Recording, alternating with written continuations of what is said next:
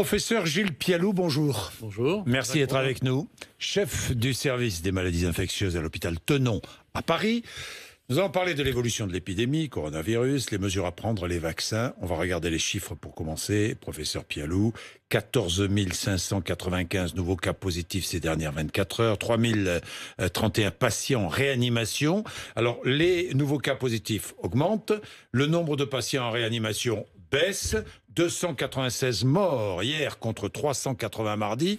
L'Allemagne, je donne ce chiffre parce qu'on a tellement cité l'Allemagne en exemple, 590 morts. En Allemagne, l'épidémie flambe. Explication de ces chiffres, Gilles Pialou. Explication, vous avez remarqué qu'on est toujours avec des marqueurs un peu tardifs, on l'a souvent dit. Donc là, on est dans une dynamique où probablement le déconfinement a commencé bien avant que les autorités sanitaires les demandaient, on le voit dans les rues.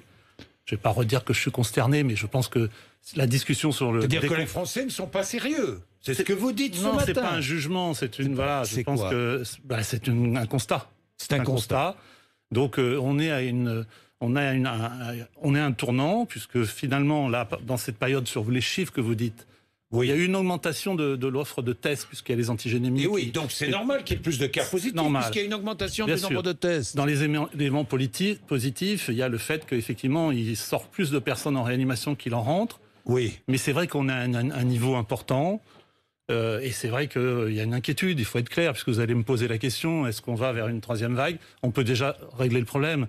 Tous les éléments convergent pour dire qu'effectivement, on va soit avoir une troisième vague, soit quelque chose qui peut être plus préoccupant, c'est un plateau. C'est-à-dire, enfin en tout cas c'est ce qu'on observe à l'assistance publique, c'est qu'on a effectivement eu cette décroissance très spectaculaire, on l'a vu. Mon service par exemple à 28 lits, il y en a la moitié qui sont occupés encore par des patients Covid.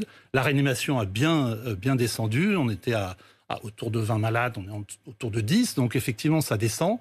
Mais ça a arrêté de descendre. C'est-à-dire qu'on commence une petite phase en plateau. Depuis combien de temps, là Là, depuis à peu près une semaine. À peu près une semaine. Oui. Nous sommes sur un plateau. Et le plateau, franchement, je pense que ce sera plus compliqué encore qu'une vague. Parce que le plateau, par définition, ça épuise. Il n'y a pas le temps de se relâcher comme on a pu le faire pendant la période estivale, même si on l'a payé un peu cher après. Donc voilà, c'est pas que je ne suis pas oiseau de mauvais augure. Mais la phase en plateau, et puis c'est plutôt l'Atlas, c'est plutôt un haut plateau, quoi. C'est un haut plateau. Bien. Gilles Pialou, je vais revenir. À confirmer, évidemment, comme ça a été dit par les ministres, dans les chiffres qui vont être décisifs dans la semaine qui vient. Oui. Alors ces chiffres sont contradictoires tout de même. Hein, on l'a dit, un peu plus de nouveaux cas. Tous les jours, un petit peu plus de nouveaux cas, peut-être parce qu'il y a plus de tests. Un peu moins de patients en réanimation, un peu moins de décès. Ça veut dire quoi? Ça veut dire que le 15... Aujourd'hui, le Premier ministre va annoncer les décisions. Que feriez-vous le 15? Il y a 3 solutions. Levée du confinement, comme prévu, on ne change rien à ce qui était prévu. Jean-Jacques, oui. Les gens sont déjà déconfinés, donc on peut régler ce problème-là. Ah bon, pour vous, on peut régler ce problème-là? Non, mais c'est pas ça, c'est que les gens sont déjà déconfinés, donc ils se sont auto-déconfinés. Enfin, on le voit avec les images. Alors qu'est-ce qu'on fait? La question, elle est sur effectivement sur. Ce qu'on ne sait pas, c'est si la mesure couvre-feu a été plus efficace, qui est possible, que ce confinement light de deuxième mouture. Oui. Donc il est possible que le couvre-feu ait eu un effet plus important, ce qui expliquerait ce que vous observez dans les chiffres. Oui. Donc évidemment, je ne vois pas comment on pourrait couper au couvre-feu, et c'est probablement un couvre-feu qui passe par une contrainte horaire plus restreinte. Donc on parle de 20 heures, on parle de couvre-feu à 20 heures, à partir du 15. Ça a un impact sur la sphère privée et c'est très important. Et puis très important, ce serait une bonne mesure. Surtout, je suis désolé, je ne suis pas pour un univers policier, mais il faut des contrôles, Et je pense que c'est aussi ce qui va être annoncé. Parce qu'on ne peut pas faire stop and go comme ça, on épuise l'économie, on n'a pas de projet. Couvre-feu pour le 31 par exemple, c'est indispensable? Non, mais moi je crois que le 31, il faut l'oublier. Hein. Alors je sais, on va dire, Pialou, il nous sabre notre fête de fin d'année, mais on est en train juste de discuter, de protéger 2021. Moi je pense que la personne avec qui il faut aller fêter le 31, c'est Margaret Keenan. La première, c'est pas qui est Margaret. Oui, la première vaccinée anglaise. Oui. C'est avec elle qu'il fallait passer le réveillon. Pourquoi? Parce qu'elle est vaccinée. Parce qu'elle est vaccinée. Parce que c'est la première vaccinée en Europe. Je vais une image, mais oui. Je vais revenir sur la vaccination, Gilles Pialou. Donc vous dites qu'il faut oublier le 31. Noël, recommandation, enfin conseil du Premier ministre, 6 personnes. Ça vous paraît raisonnable? Oui, alors moi, je suis toujours le père Fouettard, c'est que je pense, et je l'applique, c'est compliqué dans les familles, y compris dans les familles de médecins. Comment allez-vous faire, vous, médecins? Moi, je pense que déjà, il faut ne pas faire rentrer dans la cellule familiale les plus fragiles. Il faut aller visiter un par un et ne pas sortir les personnes âgées des EHPAD pour le soir de Noël. Donc pas ce mélange transgénérationnel et ce brassage de régions. Ne pas sortir la jauge des 6. Une personne âgée d'un EHPAD. Non, il fallait le voir en ayant fait une PCR. C'est pas évident. Il lui reste quoi?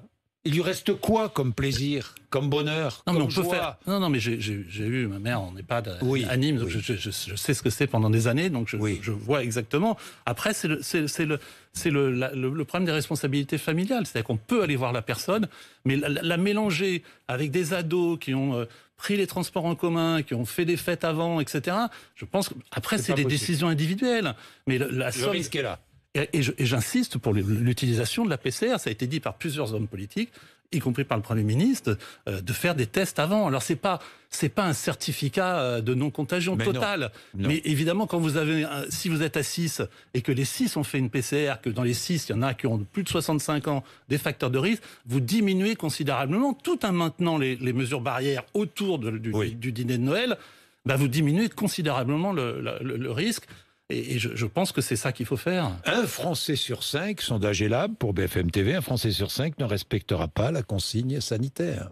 Un Français sur 5, 25% de la population. Ça vous désole. Je sens que ça vous désole. Non, mais je vous dis, on est dans un entre-deux historique. On est dans un entre-deux historique parce que finalement, collectivement, il faut que nous, les Français, choisissions entre vivre avec, c'est-à-dire vivre avec ce stop and go, vivre avec l'impact sur l'économique, vivre avec les attentes, sans possibilité de dire, oui, en avril, on aura le traitement, etc. Parce que de toute façon, on va y venir. Cette histoire de vaccin ne va pas régler notre problème actuel. Il réglera peut-être le problème fin 2021, on aura peut-être une régulation.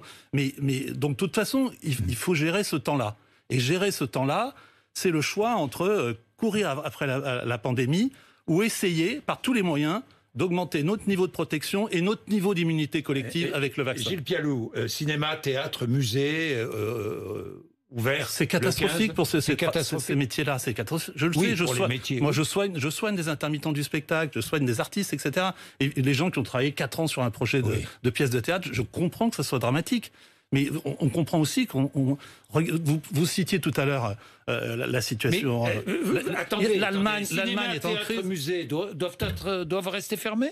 Je vois pas comment on peut ouvrir alors qu'on voit bien qu'on est en stagnation et que tout laisse à penser qu'on aura une nouvelle vague. On est sur un point de bascule et je pense que une troisième vague ou un plateau, puis encore un reconfinement, c'est épuisant pour tout le monde. C'est épuisant pour les personnels soignants, c'est épuisant pour l'économie. C'est épuisant pour la société. Tout le monde en a marre du Covid. Et sachez que nous aussi, on en a marre du Covid. Nos équipes en ont marre du Covid. Mais on n'a pas ce choix-là. On n'a pas choisi ce virus. Vous vouliez parler de l'Allemagne? Non, mais parce que la situation de la Suisse, vous avez entendu Mme Merkel, la situation de l'Allemagne, la situation de la Suisse, la situation de la Grande-Bretagne. On dit, les Anglais ont commencé les premiers à vacciner, mais les Anglais sont les plus endeuillés d'Europe. Il ne faut pas oublier ça quand même. Ils sont au-delà de 65 000 décès. Donc on n'est pas les seuls dans cette situation-là, mais je pense qu'on est dans les pays qui ont le plus de défiance. Défiance par rapport aux politiques, ça on en a déjà parlé, défiance par rapport aux scientifiques. Aux médecins, aux scientifiques, aux journalistes, défiance quoi. Pas trop les journalistes. Oui, pas trop. Ouais. Oui, et défiance, évidemment, envers le vaccin. Et je pense qu'il est important il va falloir avoir de la pédagogie. Un mot sur le dépistage. Je vais voir de la famille à Noël, mes parents à Noël. Est-ce que je dois aller faire dépister avant? Moi, je conseille 2 choses. Quelque chose qui est compliqué, je l'ai bien vu dans ma propre famille, c'est une forme d'autoconfinement, entre guillemets, dans la semaine qui précède les fêtes. C'est vraiment pas le moment de stocker du lien social. Si je vais passer Noël le 25, la semaine je vous déconseille précède, de faire un dîner entre le 17 et le 25, je reste chez moi tranquille. Voilà, ça c'est déjà un niveau de protection, avec tout ce que ça concerne de distanciation. Ça, c'est une façon de se protéger. Et moi, je dis, mais voilà, même si c'est pas scellé dans le marbre, de faire une technique PCR, c'est mieux qu'un antigène. Mais bon, si on n'a pas de PCR, et d'avoir le résultat, évidemment, avant de partir, et de faire cette PCR, qui ne rassure pas à 100%, mais qui diminue le risque que vous arriviez contaminant dans la réunion de famille. Gilles Pialot, vous vaccinez beaucoup. Enfin, vous vacciniez beaucoup, puisque vous êtes, je le rappelle, chef du service des maladies infectieuses à l'hôpital Tenon à Paris. Oui, on a un centre de vaccination international qui est évidemment un peu au repos, où on fait de la vaccination contre le méningocoque, contre la fièvre jaune. Évidemment, c'est un peu en stand-by. D'ailleurs, ces centres, je crois que ça a été dit tout à l'heure par mon ami Rapp, pourraient être utilisés pour vacciner, en plus de la médecine de ville, pour vacciner contre le Covid. 52% des Français refusent de se faire vacciner. 52%. Les vaccins, quelles sont les inquiétudes des Français? Les vaccins ont été élaborés en pleine pandémie. On est dans l'excès de précipitation, dans l'emballement. C'est ce qu'affirme le professeur Eric Combe de la Pitié-Salpêtrière à Paris. Vous partagez son avis? Alors, je crois que de temps en temps, Eric Combe a des extrasystoles et qu'il faut... je ne vais pas répondre là, je le connais depuis 30 ans. On va pas encore... On en a le même groupe hospitalier, je pense que tout le monde doit un peu pousser dans le même sens. Comment dirais-je, le fait de se poser des questions, le scepticisme n'est pas un défaut. Après, il faut l'argumenter. Et quand on dit... je parle pas spécifiquement d'Eric Combe, mais quand on dit deux choses. Un, on n'a pas de documents. On n'a pas d'informations, c'est pas publié. C'est totalement faux, il faut aller les chercher. Je les ai amenés, les documents. Le document, ça, c'est pas un press release. C'est le dossier d'enregistrement de la FDA, quand on connaît de l'autorité sanitaire américaine du vaccin Pfizer. C'est 93 pages. Il y a tout dedans. Il y a tout, la tolérance, l'âge des gens, les complications locales, tout ce qu'il y a. Il y a les grossesses, il y a eu tout là-dedans. Tout est écrit là-dedans. C'est plus qu'une publication. Quand on dit il n'y a pas de publication, l'essai AstraZeneca, il est publié. Il est publié, donc on a les résultats, on peut décrypter ça. Il est publié par The Lancet. Et Moderna, effectivement, pour l'instant, on a moins d'informations. Mais ils ont commencé à donner des données sur la durée de la réponse immunitaire. Donc, il y a des données, et vous imaginez pas une seconde que dans le contexte actuel, des autorités comme l'Agence européenne, comme l'HAS en France, comme la FDA aux États-Unis, n'ont pas tous les documents pour prendre des décisions rapides. Et un deuxième point, puisque vous avez parlé de ça, et c'est aussi une fake news, de dire tout a été accéléré. Mais là, bien sûr qu'il y a eu un processus d'enregistrement qui est allé plus vite, mais aucune étape n'a été grillée. Là-dedans, vous avez les phases 1, les phases 2, les phases 3, comme tout vaccin. Laissez-moi juste finir sur ça.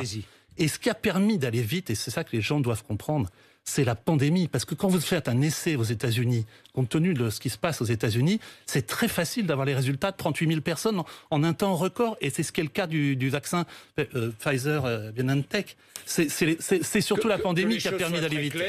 Que les choses soient très claires, parce qu'on dit tellement de choses, vous n'avez aucun lien avec Pfizer, BioNTech... Alors, j'ai jamais travaillé avec Pfizer, de toute façon, je vous tranquillise, il y a déjà 10 000 personnes qui sont en train de vérifier, et Moderna, je savais même pas que ça existait, c'est par la presse que j'ai appris, mais par contre, j'ai vu qu'ils avaient un pipeline, c'est-à-dire un nombre de molécules derrière. On est à un moment d'une révolution historique de la santé, il faut comprendre. Alors, ça passera ou ça ne passera pas. C'est ce qui fait peur aussi, c'est ce qui fait peur. Ça va toucher le Covid, mais ils ont un programme vaccinal et thérapeutique hallucinant avec ces ARN messager. Alors j'ai quand même quelques questions, puisque vous dites qu'il ne nous manque pas de données. Non, les données... Il nous manque du recul. Il nous manque encore, oui, il nous manque du recul. Bon, on ne sait pas quelle est la durée de protection d'un vaccin. On ne sait pas. Ça a été très bien expliqué par Odile Launay sur à cette place. Lundi matin, bien sûr, elle était très très claire.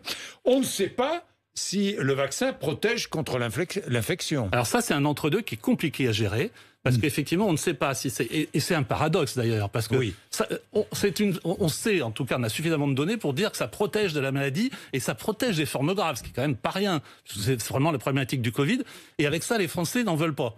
Alors qu'on aurait pu avoir un vaccin qui, par exemple, serait altruiste et ne protégerait quasiment que de la transmission. Pour l'instant, on n'a pas ces données. On a des données assez favorables sur les modèles animaux, mais chez les hommes, on ne sait pas si ça va suffire à circonscrire le virus. C'est une première étape. C'est une première étape. On ne sait pas si le vaccin, si je suis vacciné, on ne sait pas si je ne transmettrai pas le virus.